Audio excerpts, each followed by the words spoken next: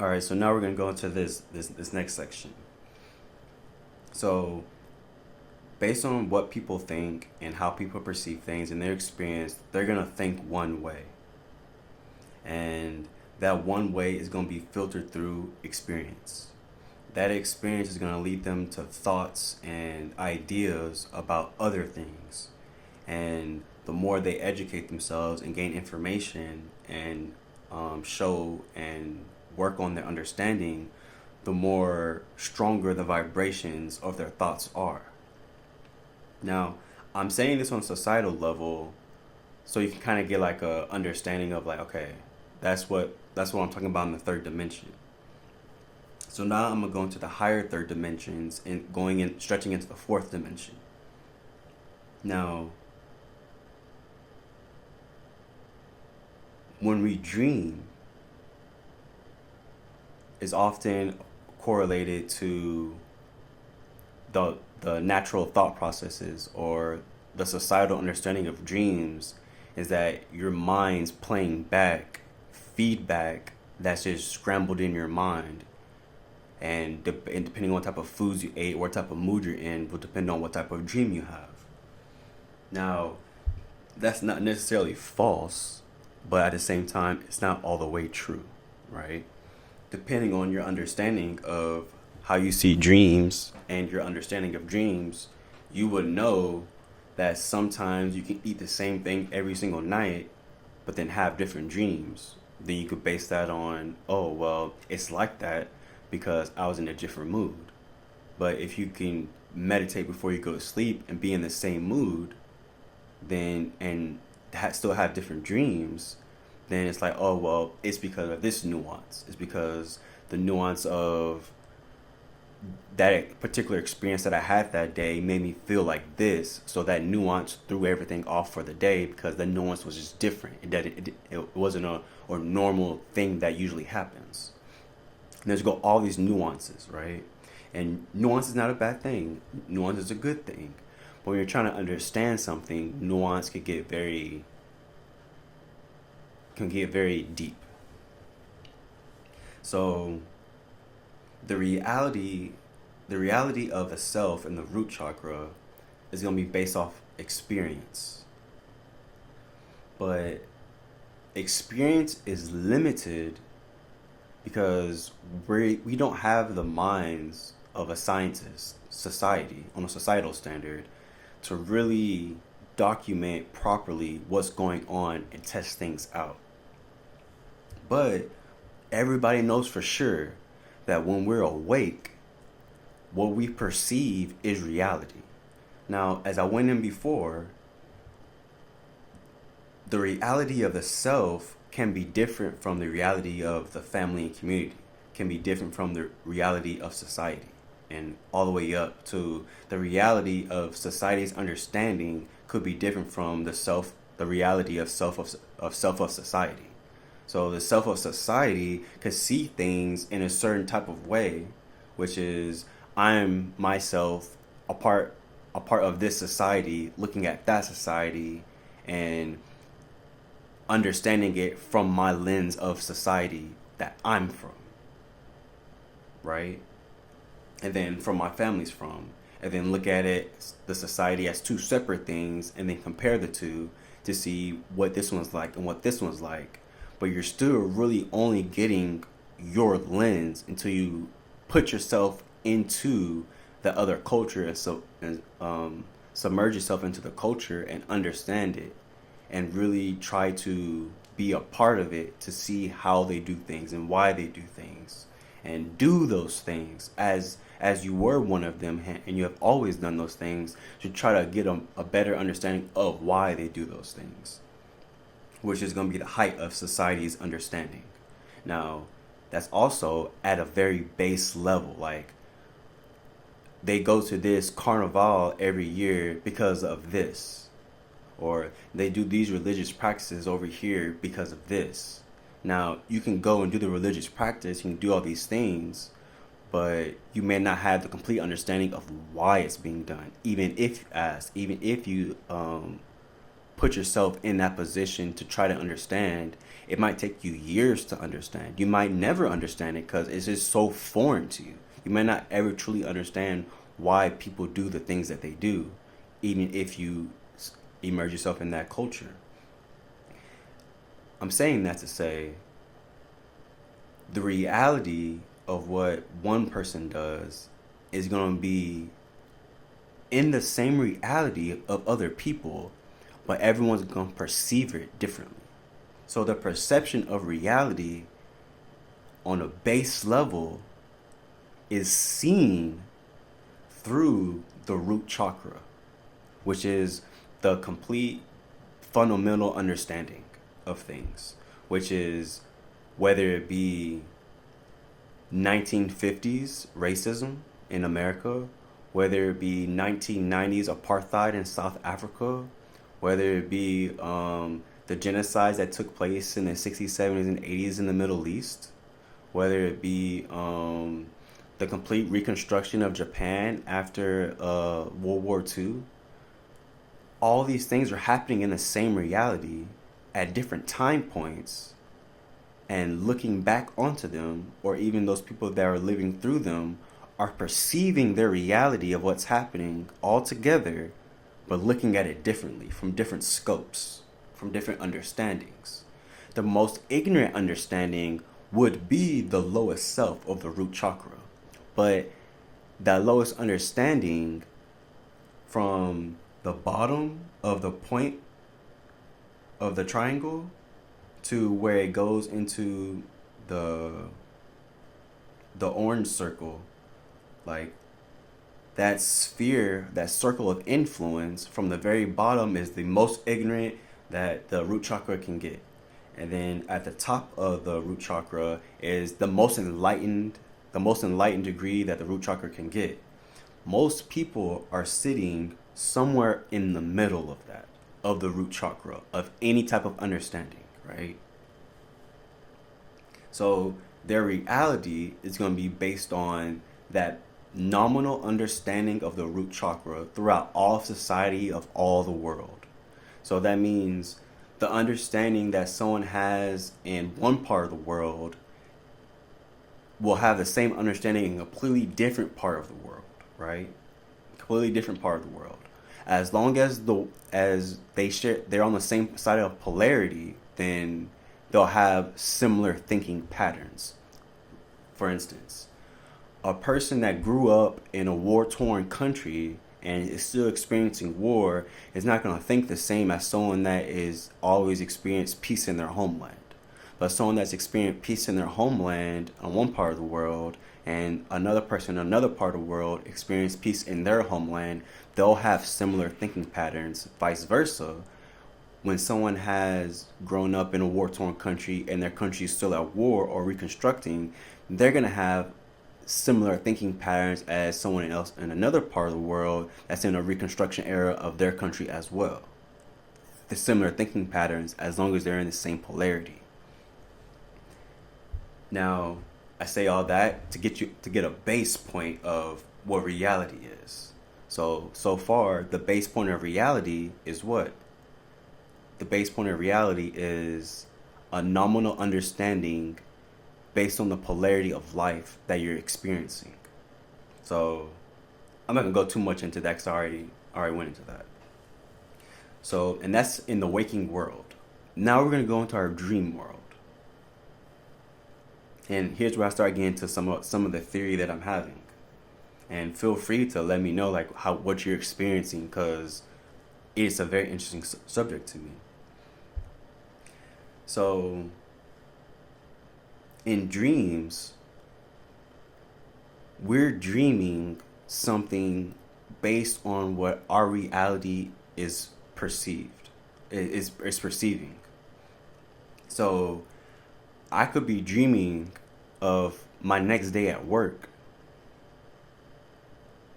and that is my reality based on when I wake back up into the third dimension, I go to work and that's my reality.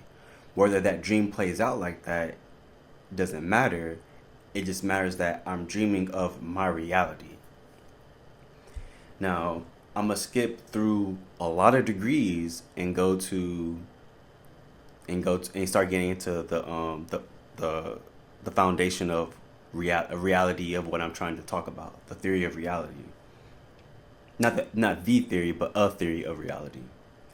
So, as a person that seeks knowledge, as a person that's trying to understand things, you try to grasp at things that don't make sense necessarily up front, but over time you contemplate and think about them, and the concepts and ideas become more clear. So when we start having dreams, our dreams are more tailored to the thoughts and concepts and ideas in our mind, and they start playing out. Now, we don't know necessarily where these dreams are coming from per se, but we know that we're having them. Whether we're having them just sporadically, whether we're having in a lucid state, or whether we're having in an astral projection, or whether we're having them in a soul travel, or whether we're having in a tools of travel, depending on how you see things, or out of body experience, we're having this experience of life. Now, the separation between the waking third dimension and the sleep realm, or the sleep world, or the lower fourth dimension, or the higher third dimension, or the sleeping third dimension, depending on how you're looking at it. The reality most people have when they have dreams, and this is from the root chakra nominal level of the self, is that dreams happen because dreams happen. Now, if you're doing some searching, you start understanding, you start to get into societal standards of understanding of the sacral understanding, which is we have dreams for a reason. And then eventually you get to the culture of societies, or you get to the heart chakra, and you're trying to look for the meanings of the dreams. So when you're trying to look for the meanings of the dreams, your mind is going to play out what it saw, and you're going to try to sift through all of that information. Now, when you're sifting through the information, you're going to first look at it through a point of view of, this is my dream, this is my reality. My dream, my reality. So your dream is saying to you within your mind, I'm having this dream because it's my reality, right? And then over time, that dream it's forming an understanding, and you're starting to understand the dreams, and it's starting to be coherent.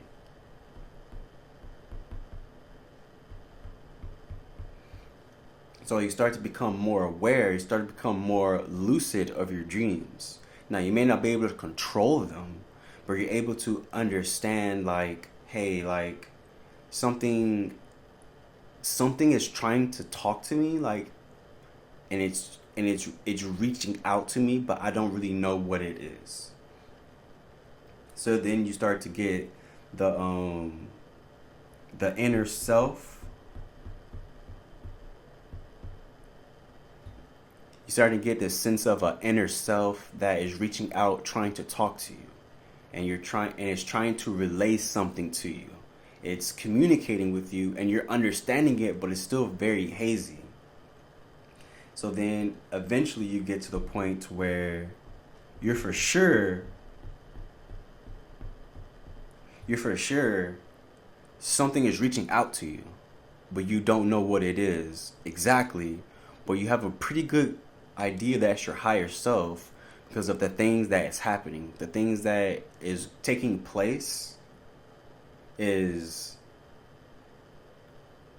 the experiences you're having in the third dimension are now experiences that are being mirrored in a sleep world, and they're starting to have a correlation that's unmistakable. even if it's in very hyperbolized situations, because in your dreams, technically anything can happen. So then that's when you start. That's when you start to become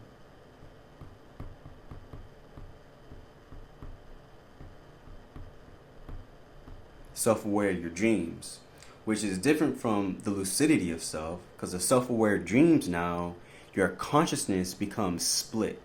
Like sometimes you'll have dreams where you're in your dream avatar in the first person and you're living in this body, but other times your consciousness splits and it's like it's separated from your body, your dream body, and you're looking at your dream body, or you're looking at a situation take place.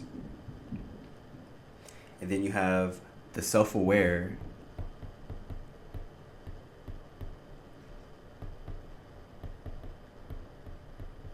the self-aware lucid self. Now, this is like an astral projection. This is like I left my body, but I'm still in the third dimensional spaces, but it's not the third dimension because I know I'm sleeping. I know that for sure. I don't know how I got here, but now I'm here and I'm looking at the world with my own mind. Like my mind's intact. My feelings and how I think about things are intact, but I'm in another dream space. It's like my consciousness has moved. So then you have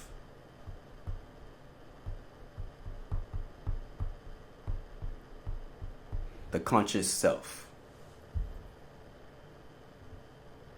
And the conscious self is when you're able to get in those states of the dream where you are you and there's no hindrance upon who you are. And you know who you are, you know what's happening. And you're completely lucid, you're completely aware, you're completely conscious. Now, at this state, you may have ideas that you can't reach because of the state that you're in. It's like, usually I feel this way when I look at spiders, but I'm not completely terrified of the spider right now because it's in my dream and I know it's in my dream. So I'm not too terribly worried about it, but at the same time, I do feel a little fear, but not as if I was in the waking world. And that's just a small example. Another example could be I'm having a nightmare, and usually when I have nightmares in my self dream or lucid dream or inner self, I'm completely terrified. But since I'm self conscious of me being in this dream state, I'm not afraid at the level that I was in self dream or lucid dream or inner self. Now I'm understanding like something is talking to me, something, my higher self is reaching out to me. My dreams are self-aware. I'm becoming, I'm waking up. I'm gaining consciousness. Then my self-aware becomes lucid, so I'm understanding that I'm in a dream state. I'm understanding that my dream is talking to me. I'm understanding that I'm communicating with my higher self. Then you become more and more conscious and it starts clicking on. Now, with that said, one person's conscious self is equal to all other conscious selves, right? And this is in the crown chakra. It's equal to all other conscious selves. The degree in which we operate with our conscious self is going to be based on our self dreams, our root chakra dreams. It's going to be based on that.